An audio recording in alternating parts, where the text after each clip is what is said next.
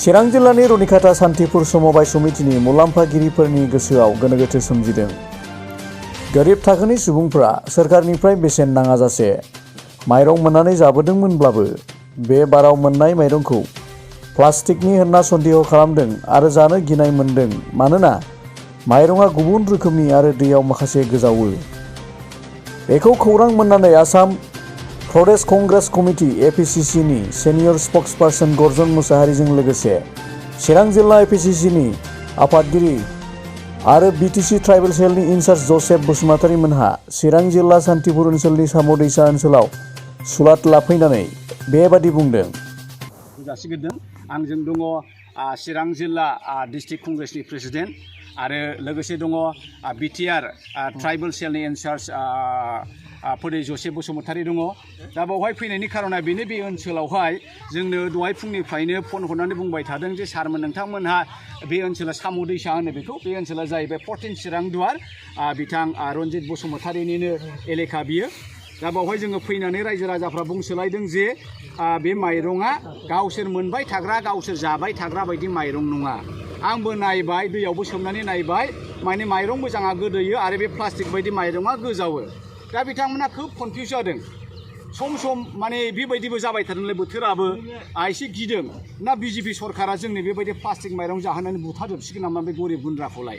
माने बिथांमोना संनानै जानो गिदों। सोरबा सोरबाथ' नैबे बिथाङा बुंबाय, ओरै खालाम फट'खौ, बिथाङा बुंबाय बिथाङा हाल खदाल जेबो गैया, माइरं बरसा खालामोबा बे सेन्ट्रेलनि कन्ट्रलनि माइरंखौनो नेबाय थायो। दा जोंनि माइरङाबो बे जाजायो प्लास्टिक माबा एम्फौ ना जानं मुरि ना जानं सिरा ना जानं। दा बे माइरङा माने ओरैबायदि बिथांमोना होनदों जे जों उन्दैनिफ्राय मिथिनाय बायदि बै फोथार बारियाव हालौनानै फोनानै मारा होनानै मोननाय माइरं नङा। दा बेखायनो बिथांमोना जानो उसुबिदा मोन्दों। दा जानो उसुबिदा नालाय दा बिथांमोना कमप्लेन हरबाय नोंथांमोना फैदो। दा आं बेखायनो खावलायनो नागिरदों गभर्नमेन्टनि थोरोबनिफ्राय जे सोरबा होनदों समबायनि मानसिफ्रा बुजायफैदों जाहैदों जे भिटामिन माइरं माबा NFSA 13 माइरं MDM स्किमनि हरनाय होनदों। थिग আছে दे बे भिटामिन माइरं, खिन्थु बाथ्राया जाहैबाय जोंनि गथ'फ्रा जागोन।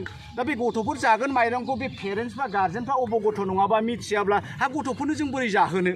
दा बेखायनो जोंना सरकारा चिरां जिल्लानि डिसि बिथाङा जिल्ला खुंगिरि बिथाङा फैनानै बे गामि ओनसोलाव बुजायफैनांगौ जे बे माइरंखौ जायोबा जोङो हानि जाया, बे गथ'फोरनि देहानि थाखाय गथ'फोरनि ब्रेननि थाखाय माबा मोनसे बेमारनिफ्राय रैखा खालामनो गभर्नमेन्टआ बे माइरंनि राहाखौ खालामदों।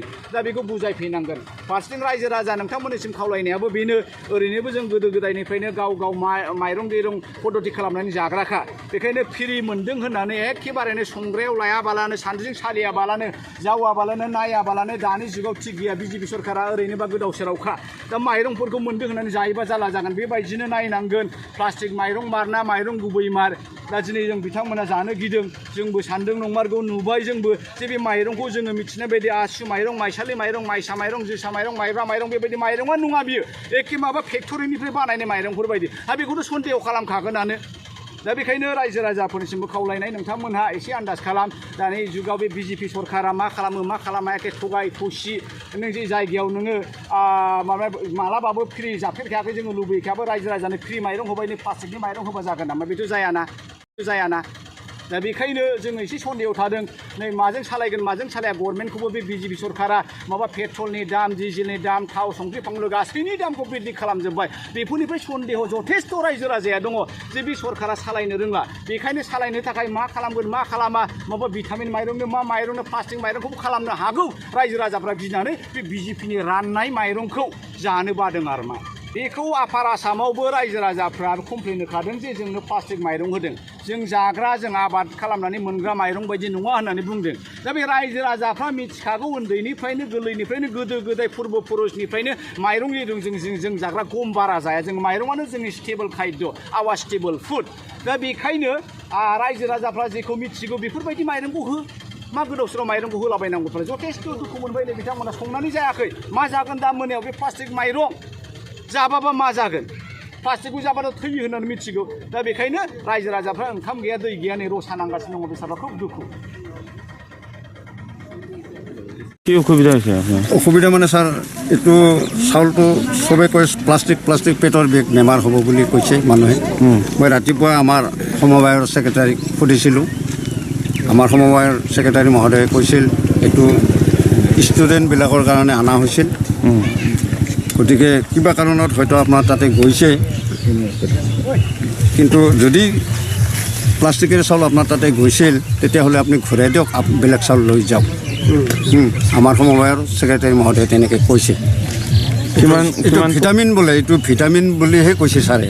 আমাৰ সমবায়ৰ যিটো ছেক্ৰেটাৰী আছে তেখেতে ভিটামিন বুলিহে কৈছে। আপোনালোকে কি ভাবি আছে এতিয়া? আমি এইটোতো প্লাষ্টিকৰ চাউল খালে পেটৰ বেমাৰহে হ'ব বুলিহে ভাবি আছোঁ। এতিয়া কি কৰিব আপোনালোকে? এতিয়াতো ক'ত খোৱা যাব, নাযাব, খোৱা নাযাব। কিমান পৰিয়ালক দিছে এইটো? এইটো যিমান কাঠ আছেতো কাঠ চিষ্টেম চাউল দিয়ে ডিলাৰবিলাকে। আপোনাৰ গাঁৱত? অঁ, চব গাঁৱতে দিয়ে, আমাৰ গাঁও বুলি নহয়, চব গাঁৱতে। কিমান মান গাঁও আছে এই অঞ্চলত? এই বহুত গাঁও আছে, বহুত আছে। এইটো ৰণিঘাটা শান্তিপুৰ সময় একদম ৰণিঘাটালৈকে ভূটান বৰ্ডাৰলৈকে। এইটো তাৰমানে স্কুলত আহিছিল? হা, স্কুলৰ কাৰণে আহিছিল? স্কুলৰ কাৰণে আহিছিল বোলে, কিবা কাৰণত গাঁৱত মানে মিছল হৈ গৈছে, তেনেকুৱা কৈছে মোক। আপোনালোকে কি বিচাৰে এতিয়া? আমিতো জানো কণ্ট্ৰলৰ চাউল দিছে, এইটো প্লাষ্টিকৰ চাউল, ভেজাল চাউলহে দিছে বুলি ভাবোঁ আমি। এই পুৰণা চাউলটো লাগে? অঁ, পুৰণা চাউলটো লাগে।